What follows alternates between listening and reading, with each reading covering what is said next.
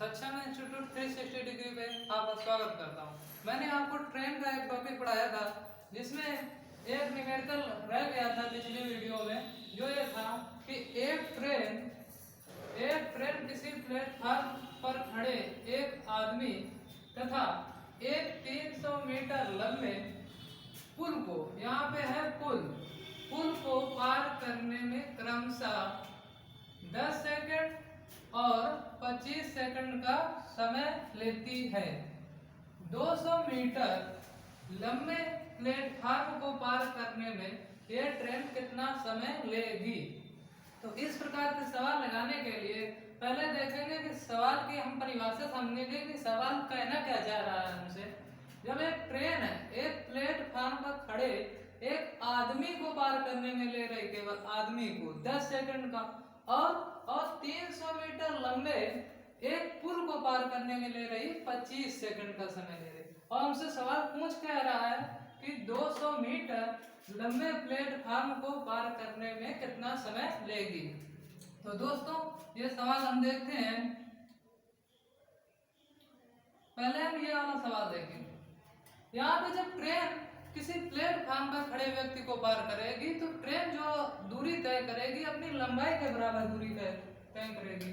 तो T बराबर platform पर खड़े व्यक्ति को पार कर रही है, मतलब जो ट्रेन है अपनी दूरी तय कर रही है। तो कितना ट्रेन अपनी दूरी तय करने में समय लेगी? 10 सेकंड का। इसके बाद जब यही ट्रेन किसी पुल को पार कर रही है 300 मीटर लंबे, तो उसको पार करने में समय ले रही है दोस्तों कितना? 25 सेकंड का। जब पुल को पार करेगी ट्रेन तो अपनी खुद की लंबाई और उस ब्रिज अर्थात पुल की लंबाई दोनों को बराबर दूरी डिस्टेंस तय करेगी। इसको पार करने में ट्रेन कितना ले रही है दोस्तों? 25 सेकंड का समय। अब यहाँ पे हम क्या करेंगे कि इसका डिफरेंस निकालेंगे। कितना डिफरेंस आएगा इन दोनों का अंतर? यहाँ पे अंतर आया दोस्तों 15 सेकंड का। अब यहाँ पे यही ध्यान देने की बात है कि जब ट्रेन प्लेटफार्म पर खड़े एक व्यक्ति को पार कर रही थी तो अपनी लंबाई के बराबर दूरी तय कर रही थी, अर्थात 10 सेकंड में ट्रेन अपनी लंबाई के बराबर दूरी तय करती है। तो ये 15 सेकंड का जो अंतर आया है ट्रेन और ब्रिज को पार करने में, तो ये 15 सेकंड में ट्रेन केवल किसको पार कर रही होगी? ब्रिज की लंबाई को, अर्थात 15 सेकंड में ट्रेन किसको पार करेगी? केवल ब्रिज को पार करेगी। तो ब्रिज की लंबाई के यहाँ पर कितनी दी गई है? पुल की 300। तो 15 second is equal to 300 metre. 300 metre लंबे पुल को पार करेगी। तो 1 सेकंड बराबर दोस्तों क्या होगा? 1 सेकंड में ट्रेन कितने मीटर जाएगी? 15 दूनी 30, अर्थात 20 मीटर। 1 सेकंड में ट्रेन जा रही है दोस्तों 20 मीटर। और आप ये देख रहे थे कि ये ट्रेन थी तो ये प्लेटफार्म पर एक व्यक्ति खड़ा था, तो 10 सेकंड में उस प्लेटफार्म पर खड़े व्यक्ति को पार कर रही थी, अर्थात 10 सेकंड में ट्रेन क्या करेगी? 10 सेकंड में ट्रेन अपनी खुद की लंबाई पार कर देगी। 1 सेकंड में 20 मीटर, तो 10 सेकंड में 20 गुणा 10 बराबर 200 मीटर। यहाँ पे हमें ट्रेन की लंबाई ज्ञात होगी। अब हमसे क्या पूछा जा रहा है आखिरी में कि 200 मीटर लंबे प्लेटफार्म को पार करने में कितना समय लेगी। अब हमारे यहाँ हमें प्राप्त है कि जब ट्रेन किसी खंभे या वृक्ष या मील के पत्थर को पार करती है तो ट्रेन केवल अपनी लंबाई को तय करती है। जब यही ट्रेन किसी प्लेटफार्म या ब्रिज को पार करती है तो अपनी लंबाई पार करती है और उस ब्रिज की लंबाई को हम उसमें जोड़ते हैं, दोनों की लंबाई को पार करती है। जब ट्रेन अब आगे किसको ट्रेन पार करने जा रही है? प्लेटफार्म को, और प्लेटफार्म की लंबाई हमको दी गई है कितनी है? 200 मीटर। और ट्रेन की लंबाई अभी हम ज्ञात कर चुके हैं कितनी? 200 मीटर। टोटल कितनी दूरी हो गई हमारे पास? 400 मीटर। और आपने देखा है कि यही ट्रेन जब 10 सेकंड में पार कर रही है किसको? 10 सेकंड में पार कर रही है ट्रेन किसको? यहाँ पे देखिए 10 सेकंड में 200 मीटर की दूरी। अब हमें कितने पार करनी है? 400 मीटर की। तो 10 इंटू 2, अर्थात 20 सेकंड में दूरी हमारी दुगनी हो रही तो हमें समय कितना लगेगा, दुगना। अर्थात 20 सेकंड में ट्रेन किसको पार कर जाएगी, 200 मीटर लंबे प्लेटफार्म को। हमारा आंसर आ गया कितना, 20 सेकंड। इस प्रकार दोस्तों ये पहले वाला न्यूमेरिकल आपका लग गया। अब हम दूसरा बता रहे हैं आपको।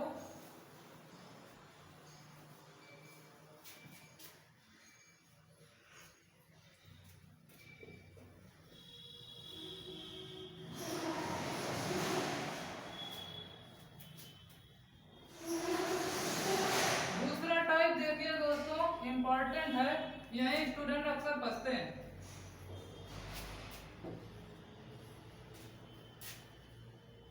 ये टाइप तीसरा है। यहाँ पे दो गाड़ियां हैं। दो गाड़ियां स्टेशन ए तथा बी से एक दूसरे की ओर क्रमशः 16 मील प्रति आवर और 21 मील प्रति आवर की गति से चलती हैं। तो उनके मिलने के समय दूसरी गाड़ी पहली गाड़ी से 60 मील अधिक चल चुकी है। ए और बी के बीच की दूरी ज्ञात कीजिए। मैंने आपको बताया था कि ट्रेनें जब एक दूसरे की ओर चलेंगी, एक दूसरे की ओर अर्थात विपरीत दिशा में चलेंगी तो सापेक्ष चाल क्या होती है, जुड़ जाती है। जब ट्रेनें एक ही दिशा में चलेंगी तब सापेक्ष चाल क्या होगी, आपस में घट जाएगी। तो यहाँ पे देखो क्या कह रहा है कि दो रेलगाड़ियां स्टेशन ए और बी से, मान लेते हैं हम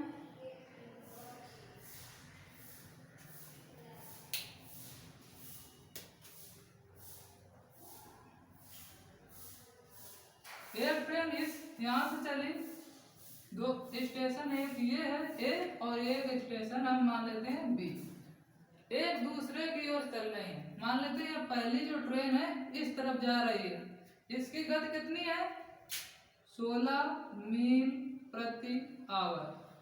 दूसरी एक दूसरे की ओर एक इस तरफ से।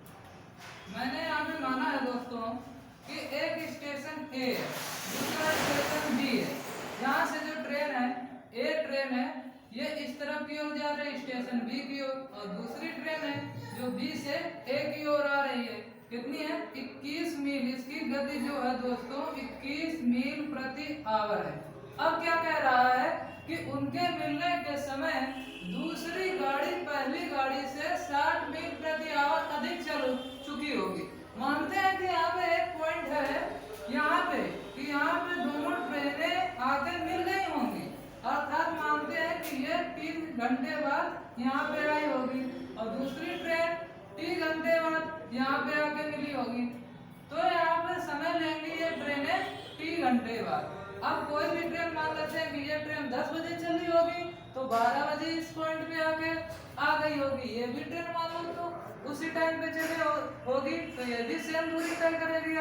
आगे देखते हैं दोस्तों कि ये क्या है कि एक ट्रेन जो चल रही है ए से, ए स्टेशन से बी स्टेशन की ओर जा रही है, इसकी चाल 16 मील प्रति आवर है। और एक ट्रेन जो है बी, एक ट्रेन जो है स्टेशन बी से ए की ओर आ रही है, इसकी जो चाल है 21 मील प्रति आवर। मानते हैं कि ये जो ट्रेन स्टेशन ए से चली होगी 3 घंटे बाद इस बिंदु पे आके मिल गई होगी, ओ बिंदु पे। और जो ट्रेन स्टेशन बी से चलती है ये भी 3 घंटे बाद इस एग्जैक्ट बिंदु पे आके मिली होगी आके। इसके बाद जब दो मैंने आपको चाल बराबर दूरी बटे समय, दूरी अपान समय।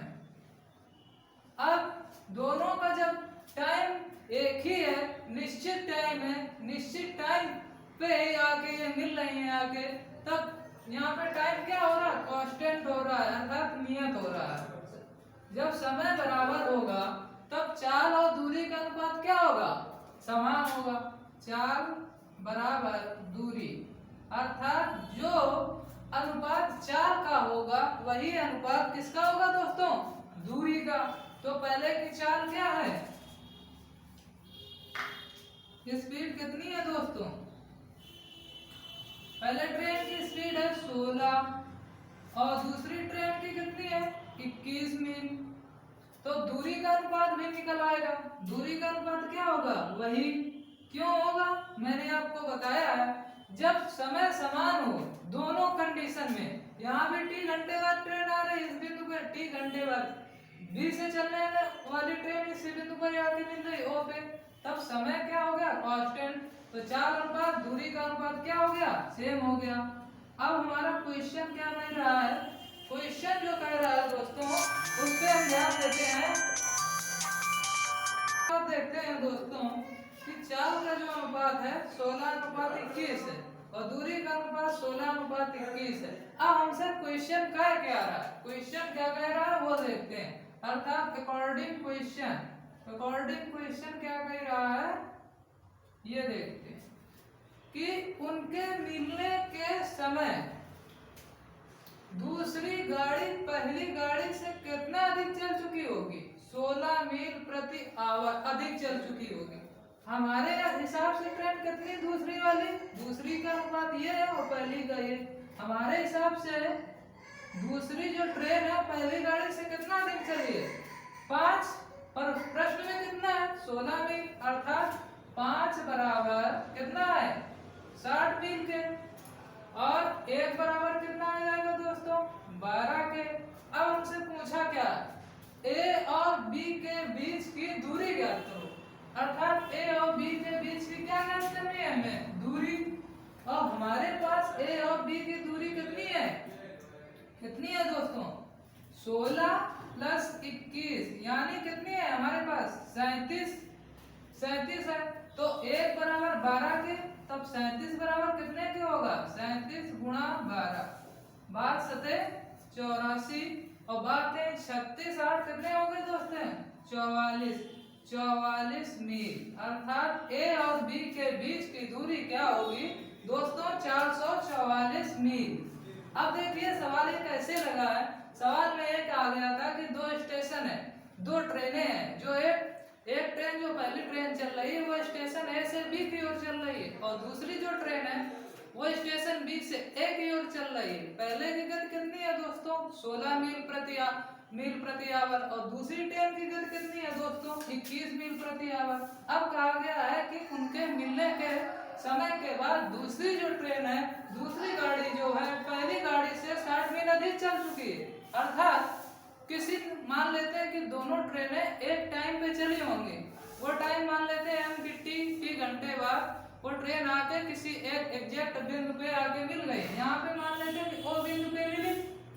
अब हमने आपको बताया था कि कॉन्सेप्ट ये बताया था कि जब किसी मतलब समय को कांस्टेंट कर देते हैं तो चाल और दूरी का अनुपात वही रहता है जो है, तब यहाँ पे अनुपात समान हो गया। इसके बाद चाल का अनुपात आया 16:21 और दूरी का अनुपात हो गया, दूरी का अनुपात भी वही होगा 16:21। अब हमारा प्रश्न कह रहा है कि दूसरी गाड़ी पहली गाड़ी से 60 मील अधिक चल चुकी, हमारे हिसाब से कितना चली है 5, प्रश्न के हिसाब से 60 मील, तो 5 बराबर 60 के, 1 बराबर 12 के। इसके बाद अब हमसे पूछ रहा है कि ए प्लस बी के बीच की दूरी ज्ञात करिए। ए और बी की कुल दूरी कितनी है, ए की 16 और बी की 21, तो कुल दूरी कितनी होगी दोस्तों 37। 1 बराबर 12 के, तो 37 बराबर 37 गुणा 12। इस प्रकार ए और बी के बीच की दूरी कितनी आ गई दोस्तों, ए और बी के बीच डिस्टेंस अर्थात दूरी आ गई आपकी कितनी 444 मील। नेक्स्ट सवाल देखिए,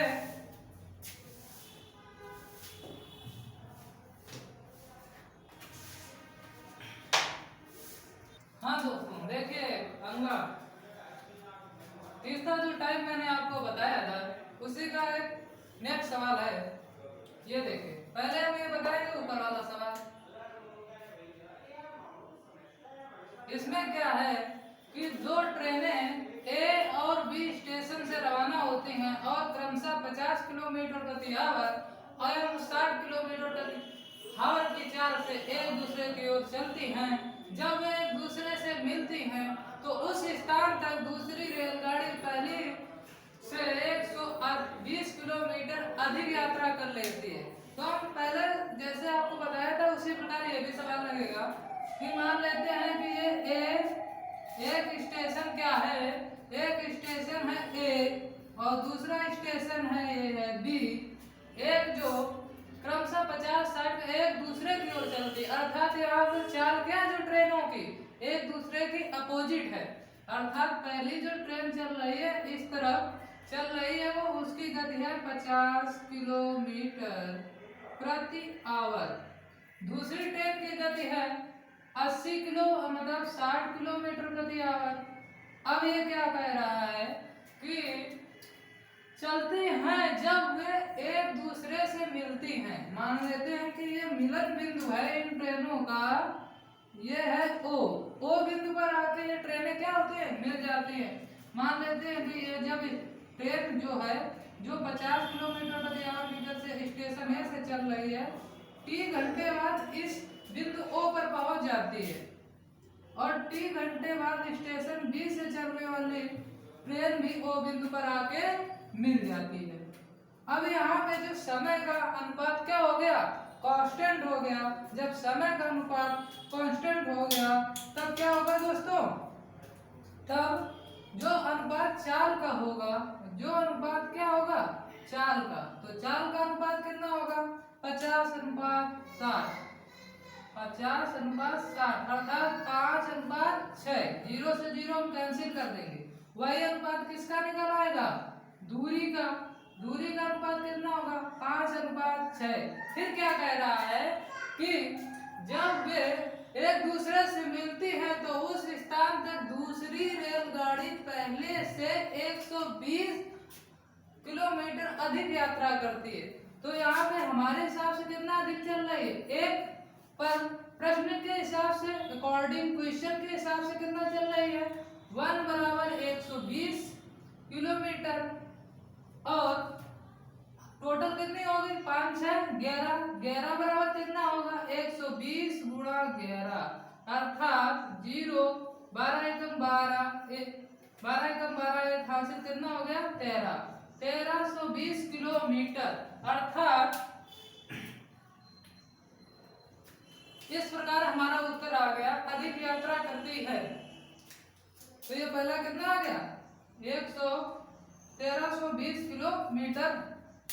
अब हम लगाते हैं दूसरा।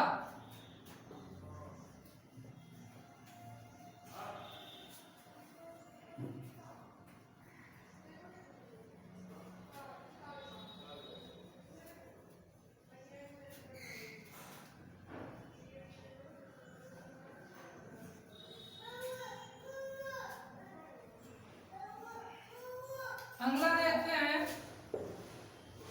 टाइप 4। टाइप 4 क्या है,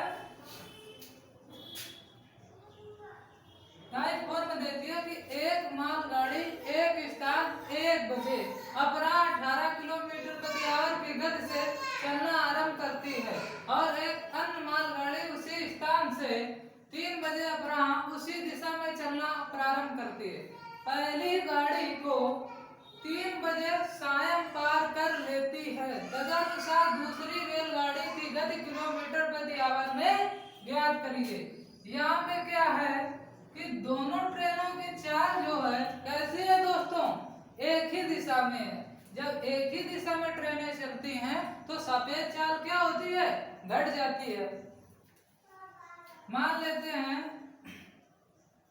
ये स्टेशन है, पहली ट्रेन कितने चल रही, मान लेते हैं कि ए ट्रेन है ये जो ये चल रही है जिसकी चाल है आपके पास कितनी 18 किलोमीटर प्रति आवर। फिर इसके बाद दूसरी ट्रेन चलती है, एक अन्य मालगाड़ी उसी स्थान से कितने बजे चल रही है दोस्तों 3 बजे। ये 3 बजे चल रही है और पहली वाली कितने बजे चल रही है 1 बजे। तो यानी ये जब 1 बजे चली तो अर्थात 2 घंटे पहले चल रही, तो 2 घंटे में ये कितनी दूरी स्टेप तय कर लेगी 1 घंटे में 18, तो 2 घंटों में 18 दूनी 36। यहाँ पे आ गई है ट्रेन, मतलब 36 किलोमीटर की दूरी है पहले वाली ट्रेन तय कर चुकी। इसके बाद अब बी ट्रेन भी ए ट्रेन और बी ट्रेन ये दोनों इस स्थान से चलना प्रारंभ करती। इसकी चाल तो कितनी है 18 ही अब बी भी चल रहा है, बी की चाल कितनी है, अब कितना बच चुका है, टाइम हो चुका है अब 3, अर्थात पहली वाली जो ट्रेन है दोस्तों 2 घंटे पहले चली थी, तो 2 घंटे में इसने कितनी दूरी तय कर दी, 36। अब दोनों ट्रेनें इस बिंदु पे आ गई, इस बिंदु पे आ गई, इस बिंदु से अब आगे चलेगी दोनों साथ साथ। पहली की चाल थी आपकी 18, दूसरी चल रही कितनी, दूसरी वहीं से चलती है 3 बजे, 3 बजे, और हमको दूसरी की गति ज्ञात करनी है, यानी 3 बजे चल रही। अब 3 बजे से जब ये ट्रेन चल रही है तो कितने बजे शाम पार करती है जाके, 9 बजे, अर्थात पहली गाड़ी को दूसरी 9 बजे शाम पार कर लेती, अर्थात यहाँ से 3 से 9 बजे जब शाम पार करती है दूसरी वाली पहली को, तो कितना समय लेती है, 6 आवर का, 6 आवर का ये टाइम लेती है। कौन, दूसरी रेलगाड़ी पहली गाड़ी को जब पार कर रही है 9 बजे, यानी क्या है, दूसरी ट्रेन की गति अधिक होगी तभी तो पहले वाले को पार कर पा रही है। यानी मान लेते हैं कि बी ट्रेन, मान लेते हैं, माना बी गाड़ी की गति जो होगी मान लेते हैं टी, टी। अब दूरी का अंतर कितना आया है, 36 का। अब ये 36 का अंतर आया, ये अंतर कितने समय बाद आया है, 6 घंटे। अब दूसरी वाली क्या है, पहली वाली ट्रेन कितने पार कर रही है, 9 बजे, अर्थात b माइनस a की गति। अब b माइनस a क्यों किया मैंने, a वाली को क्यों घटाया, b वाली से, मतलब पहले वाली से b को क्यों नहीं घटाया, क्योंकि पहली गाड़ी को दूसरी वाली 9 बजे पार करे, यानी दूसरी गाड़ी की गति क्या होगी, अधिक होगी, ये तेज चल रही, इसलिए 36 बराबर b माइनस 18, b बराबर, ये इस तरफ कर देंगे तो 6 plus 18 is equal to 24 kilometre प्रति आवर। इस प्रकार देखा दोस्तों कि दूसरी ट्रेन की गति जो आ गई आपकी 24 किलोमीटर प्रति आवर। थैंक यू दोस्तों, एक टाइप बचा है जो हम आपको अंग्रेजी मतलब उसमें बताएंगे किस प्रकार सॉल्व होते हैं सवाल।